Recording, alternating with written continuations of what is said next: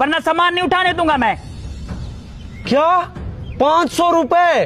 ओ भाई, इससे पहले कि आप इसका किराया इसकी कीमत से भी ज्यादा बढ़ा दो, ये मैं नहीं लेना चाहता। ये 500 रुपए में आप ही रख लो, आप रख लो, आगे किराया ना बढ़ाना बस।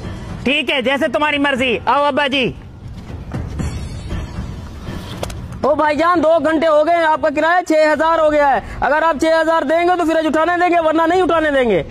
बड़े जालिम लोग हो यार तुम, मुझ गरीब को लूट लिया तुम लोगों ने, सामान भी नहीं दिया और पैसे भी ले लिए।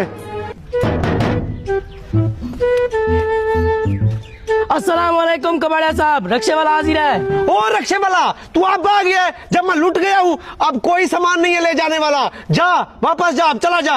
ओ भाई, सामान है या नहीं है? मैं 1000 रुपए किराया लेके जाऊंगा।